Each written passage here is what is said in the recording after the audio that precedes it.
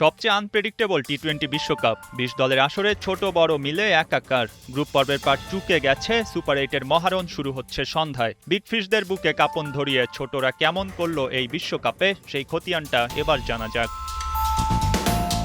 ২০ দলের বিশ্বকাপের এটাই মজা, যখন তুলনামূলক ছোট দলগুলো খেলার সুযোগ পায় বড়দের সাথে, আর তৈরি হয় এমন সিচুয়েশন যেখানে ওমান অধিনায়ক অস্ট্রেলিয়াকে হারানোর সেরা সময়টা বেছে নেয়। যদিও গ্রুপ পর্বের শেষ ম্যাচে অজিদের হারানো যায়নি, তবুও ওমান সাহসটা দেখায় বিশ্বমঞ্চে নাটকীয়তা আছে বলেই।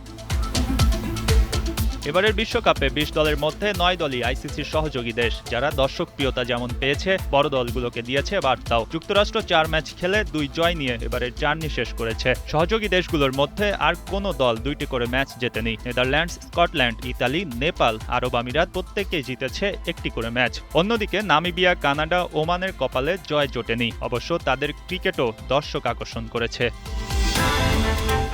সহযোগী দেশগুলোর পক্ষে কণ্ঠ ধরেছেন অনেকেই। আইসিসির দৃষ্টি আকর্ষণ করে ক্রিকেট বিশ্লেষক, ধারাভাষ্যকাররা সহযোগী দেশগুলোর পক্ষ হয়ে কথা বলেছেন। সবাই বলছেন ওই একটা কথাই, অ্যাসোসিয়েটরা আরও বেশি সুযোগ পাক।